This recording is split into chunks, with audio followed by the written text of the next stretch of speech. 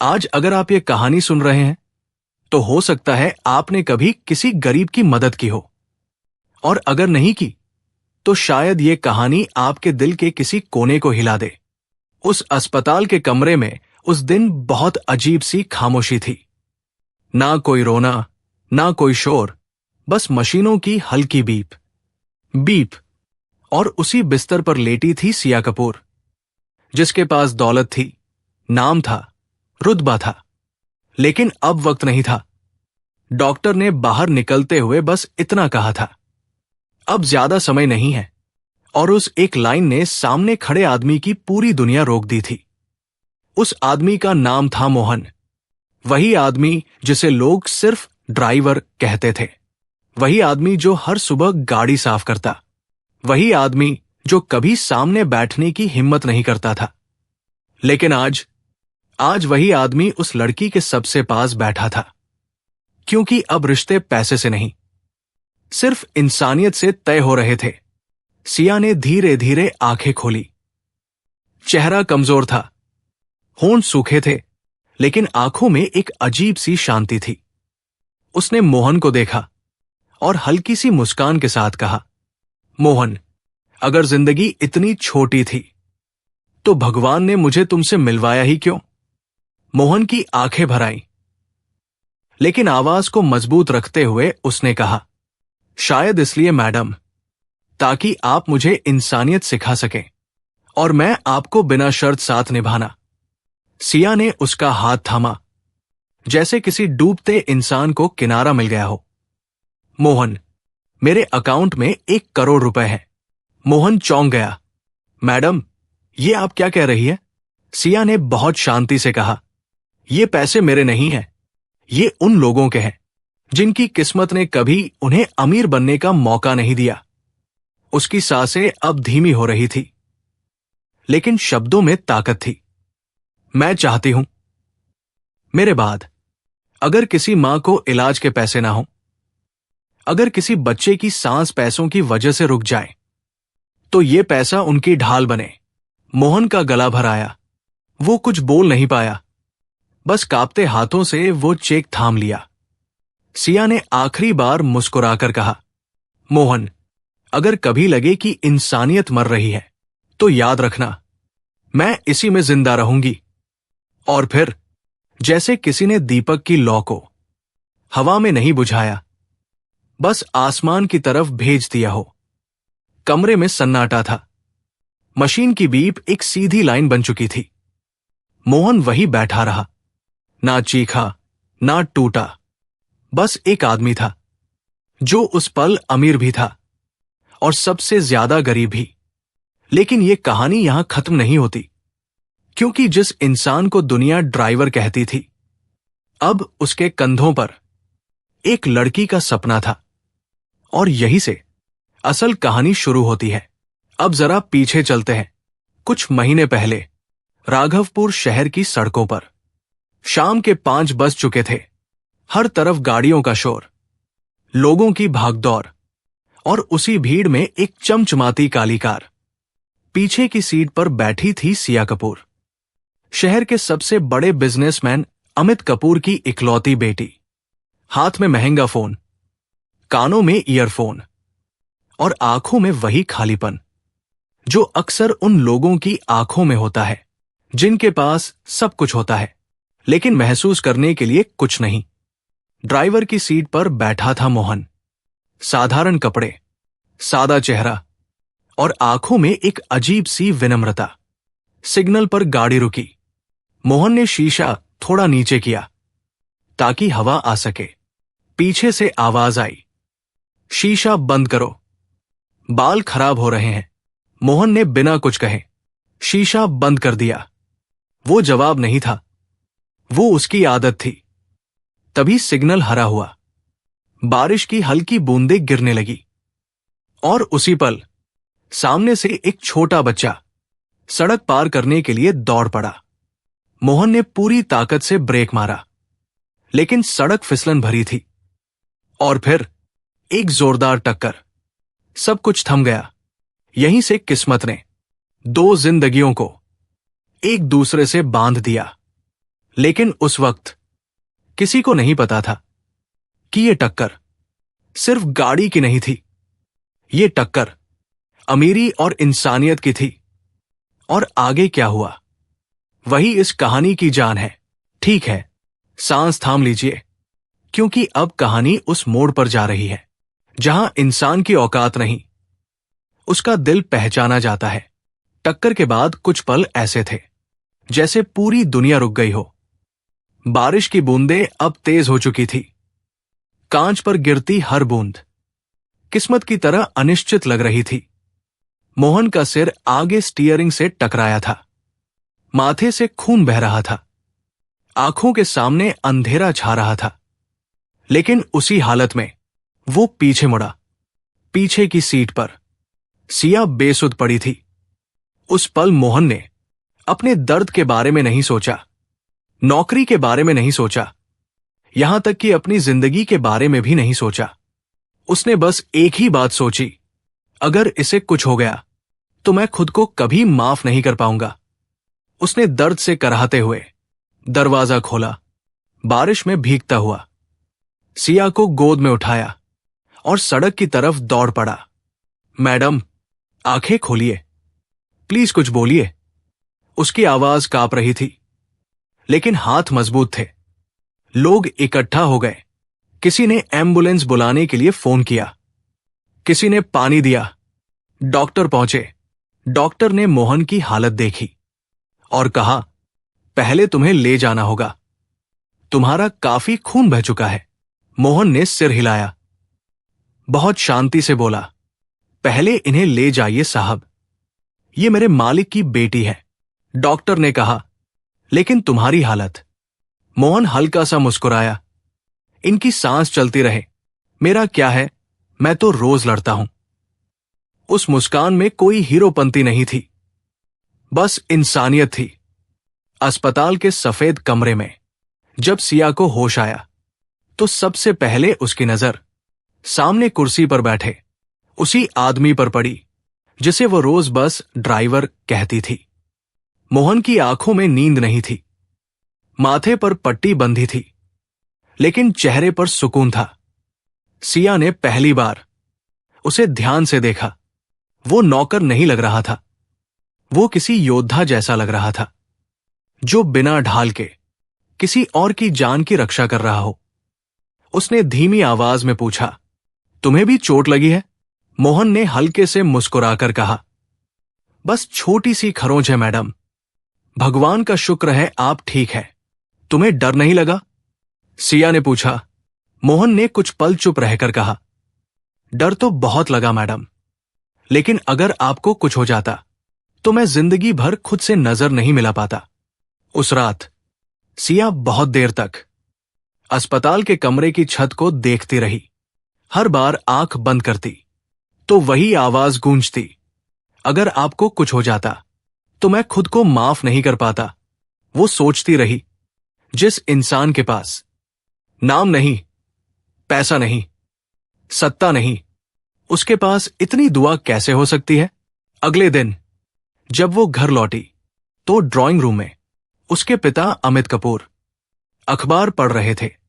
उन्होंने बिना ज्यादा भाव दिखाए कहा, सुना एक्सीडेंट हुआ था, अच्छा हुआ कुछ बड़ा नहीं हुआ। सिया ने धीमे से कहा, पापा, मोहन ने मेरी जान बचाई। अमित कपूर हल्के से मुस्कुराए, ड्राइवर का काम ही यही होता है, उसे इसके पैसे मिलते हैं। सिया कुछ नहीं बोली, लेकिन उसके अंदर कुछ गहरी दरार पड़ चुकी थी। उसे पहली बार एहसास हुआ कि जिस घर में करोड़ों रुपए हैं, वहां भावनाओं की सबसे बड़ी गरीबी है।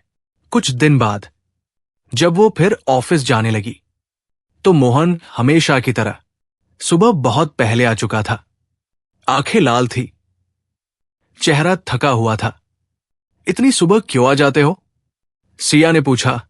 मोहन ने झिझकते हुए कहा, मां को अस्पताल ले जाना होता है मैडम, फिर यहां आ जाता हूं।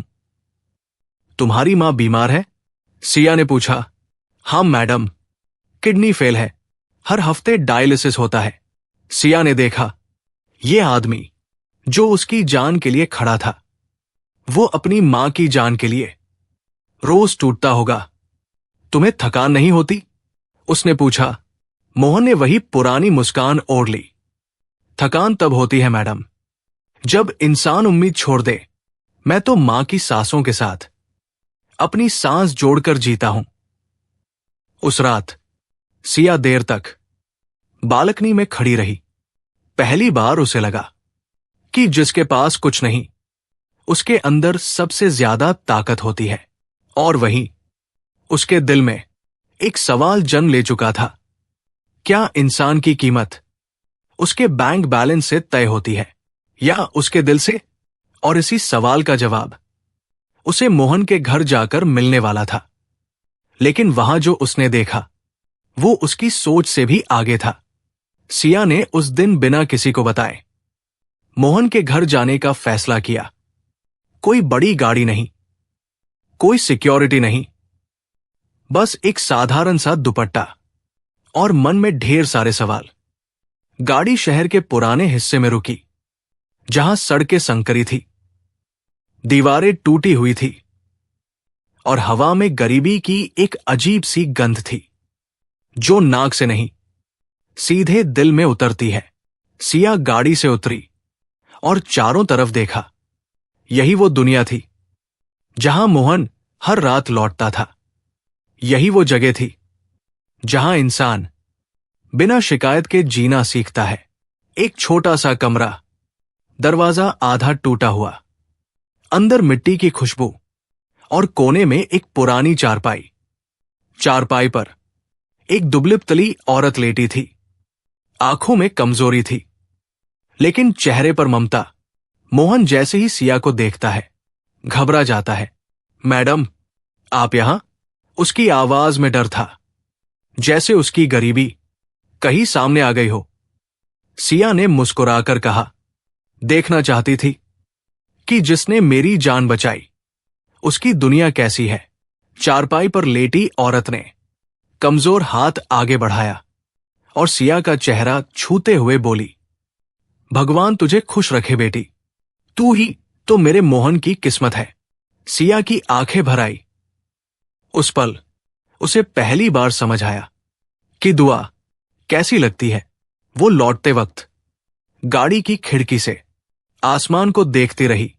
उसे लगा जिसे वो ड्राइवर समझती थी, वो शायद भगवान का भेजा हुआ इंसान था। उस दिन के बाद सिया बदल चुकी थी।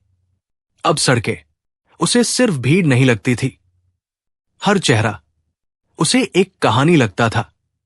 मोहन अब उसके लिए सिर्फ ड्राइवर नहीं था, वो एक ऐसा आईना था जिसमें उसे अपनी अधूरी इंसानियत दिखने लगी थी। एक सुबह जब वो ऑफिस के लिए निकली तो देखा मोहन की आंखें लाल थी। रात भर सोए नहीं? सिया ने पूछा। मोहन ने बात टालने की कोशिश की। कुछ नहीं मैडम, मां की तबीयत थोड़ी बिगड़ गई थी।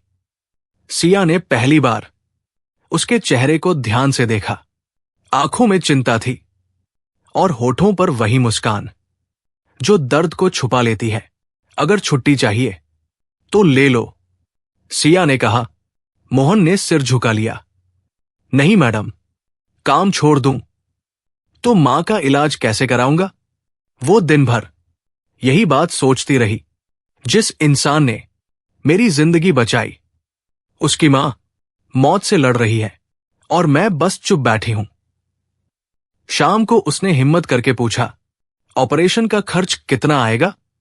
मोहन ने हिचकते हुए कहा, करीब 3 लाख, लेकिन मैं कहीं से इंतजाम कर लूंगा, किसी से उधार मांग लूंगा। सिया ने बिना सोचे कहा, अगर मैं दे दूं तो? मोहन तुरंत घबरा गया। नहीं मैडम, मैं एहसान नहीं ले सकता, सिया ने उसकी आंखों में देखते हुए कहा।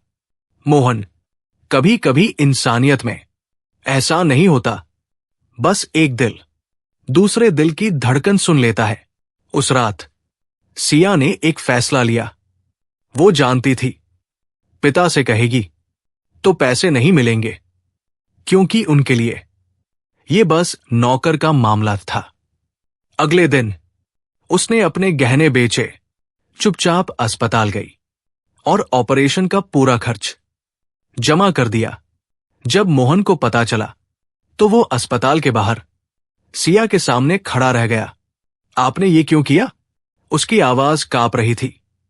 सिया ने बहुत शांति से कहा, कभी कभी किसी की जान बचाना अमीरी नहीं, जिम्मेदारी होती है।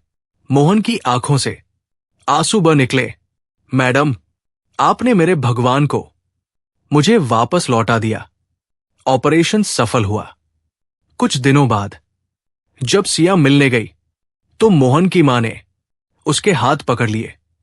बेटी, तेरे जैसी अमीर बेटियां बहुत कम होती है। सिया ने झुककर कहा, मां, इंसानियत मैंने आपके बेटे से सीखी है। उस कमरे में आंसू थे, लेकिन वे दुख के नहीं, दुआओं के थे। धीरे धीरे सिया और मोहन के बीच एक रिश्ता बनने लगा। न कोई झुकता था, न कोई एहसान मानता था। बस दो इंसान थे जो एक दूसरे की वजह से थोड़ा बेहतर बन गए थे। लेकिन किस्मत यही रुकने वाली नहीं थी, क्योंकि जिस सिया ने इतनी जिंदगियां जोड़ी थी, अब उसकी अपनी जिंदगी एक खतरनाक मोड़ पर जाने वाली थी। दिन बीतते गए।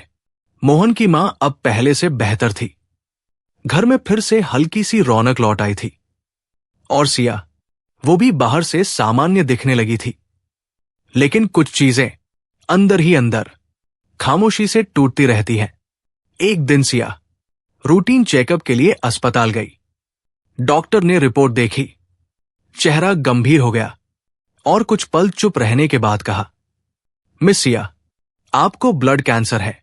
उस पल जैसे दुनिया की सारी आवाजें एक साथ बंद हो गई। ना डर, ना रोना, बस एक सवाल, इतनी जल्दी? वो बाहर निकली, आसमान की तरफ देखा और बहुत धीमे से कहा, शायद अब मेरी बारी है। उसने ये बात किसी को नहीं बताई, पिता को नहीं, क्योंकि वह जानती थी उनके लिए यह बस एक मेडिकल फाइल होगी। लेकिन मोहन, वो सब समझ गया। मैडम, आप ठीक नहीं लग रही हैं, उसने एक दिन कहा। सिया ने मुस्कुराने की कोशिश की। थोड़ी थकान है मोहन। मोहन ने बहुत धीमे से कहा, थकान आंखों में नहीं, दिल में दिखती है।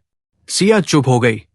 कुछ देर बाद बोली, मोहन, अगर जिंदगी कभी साथ छोड़ दे तो क्या उम्मीद जिंदा रह सकती है? मोहन ने बिना सोचे कहा, जब तक आपकी मुस्कान जिंदा है मैडम, मैं हारा नहीं हूं। उस दिन के बाद मोहन हर सुबह मंदिर से फूल लाने लगा और चुपचाप सिया की सीट पर रख देता। कोई सवाल नहीं, कोई दिखावा नहीं। बीमारी बढ़ती गई, बाल झड़ने लगे, शरीर कमजोर होता गया, लेकिन सिया की आंखों में एक अजीब सी रोशनी थी। एक दिन डॉक्टर ने कहा, इलाज अब ज्यादा असर नहीं कर रहा। सिया ने बस इतना पूछा, कितना वक्त है? शायद कुछ महीने। वो गाड़ी में बैठी, खिड़की से बाहर देखा और बोली, मोहन, अगर मैं चली जाऊं तो क्या तुम मुझे याद रखोगे? मोहन ने लंबी सांस ली। जो दिल में बस जाए मैडम, उसे कोई नहीं भूल सकता। आखिरी दिन, अस्पताल का कमरा सुबह की हल्की धूप से भरा था। सिया बिस्तर पर लेटी थी, सांसें धीमी थी, लेकिन होठों पर वही मुस्कान। मोहन पास बैठा था। बिना कुछ बोले सिया ने आंखें खोली और कहा, मोहन, मेरे अकाउंट में 1 करोड़ रुपए हैं। मोहन घबरा गया। मैडम, ये आप क्या कह रही है? सिया ने बहुत शांति से कहा, ये पैसे तुम्हारे लिए नहीं है, ये इंसानियत के लिए है। मेरे बाद अगर किसी मां का इलाज रुके, अगर किसी बच्चे की सांस पैसों से अटक जाए, तो ये पैसा मेरी तरफ से खर्च करना। वादा करो। मोहन की आंखों से आंसू बह निकले। उसने चेक थाम लिया। ये पैसा नहीं, एक सपना है।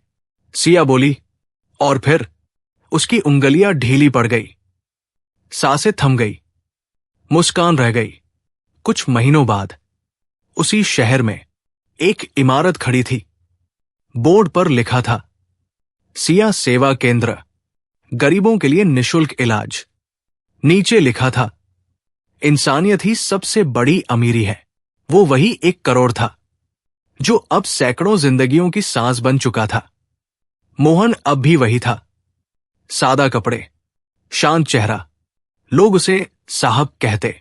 वो मुस्कुराकर कहता, मैं बस एक सेवक हूं जिसने इंसानियत सीखी है। हर शाम वो छत पर जाता, आसमान के सबसे चमकते तारे को देखता और कहता, देखो सिया, अब सब ठीक है। सीख, पैसा आपको बड़ा बना सकता है, लेकिन इंसानियत आपको अमर बना देती है। अब आप बताइए, अगर आपके पास भी किसी की जिंदगी बदलने का मौका आए, तो क्या आप सिया और मोहन की तरह दिल से फैसला करेंगे, या फिर दुनिया की तरह? कमेंट में जरूर लिखिए। और याद रखिए, इंसानियत कभी मत छोड़िए, क्योंकि वही सबसे बड़ी दौलत है। अगर आपको यह कहानी अच्छी लगी हो तो हमारे channel story by DK Jha को सब्सक्राइब करें और शेयर करें। मिलते हैं एक और नई कहानी के साथ। तब तक के लिए आप अपना और अपने परिवार का